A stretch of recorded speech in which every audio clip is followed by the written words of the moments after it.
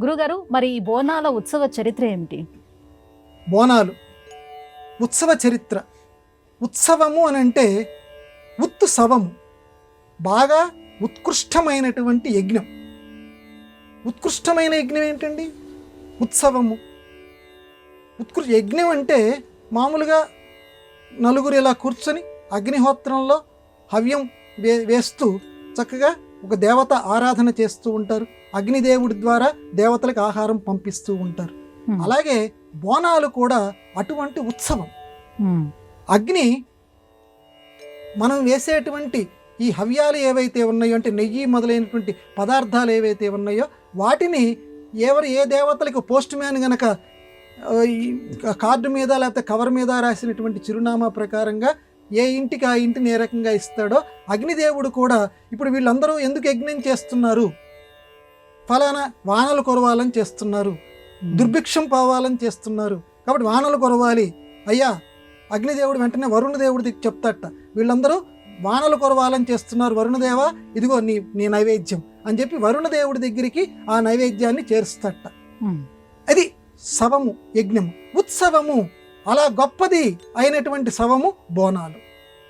అంటే ఈ బోనాలు పండుగ కనుక చేస్తే ఎందుకు ఏర్పడిందో ఇందాక మనం చెప్పుకున్నాము, దాన్ని కొంచెం విస్తృతం కొనసాగింపు చూద్దాం.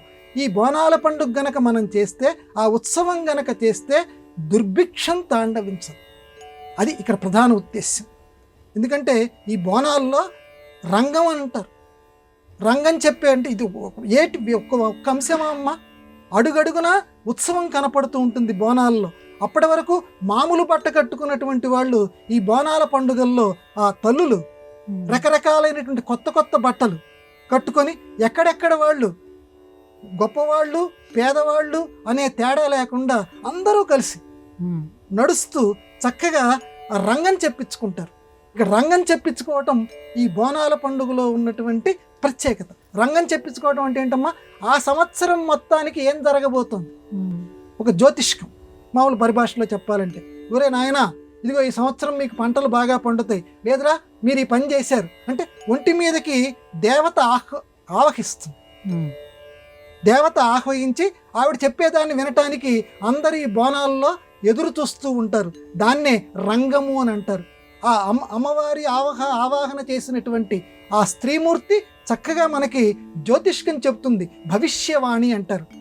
రాబోయేది ఎలా జరుగుతాయి, వర్షాలు బాగా పడతాయి లేకపోతే వర్షాలు తక్కువ పడతాయి, ఇదిగోరా మీరు ఇలా చేశారు అందుకని మీరు ఈ ఫలితాన్ని మీరు అనుభవించవలసి ఉంటుంది. అమ్మ ఆ భవిష్యవాణి ఆ స్త్రీమూర్తి ద్వారా చెప్పిస్తుంది. అందుకే బోనాల పండుగ కోసం అందరూ ఎదురు చూస్తూ ఉంటారు. ఈ రకంగా బోనాలు అనేటువంటిది ఒక చరిత్ర లాగా నిలిచింది. చరిత్రను ఎప్పుడూ కూడా సృష్టిస్తూ ఉంటుంది. బోనాల పండుగలో అందరూ పాల్గొని మన తెలంగాణ సంస్కృతి వైభవాన్ని చాటెదరుగాక.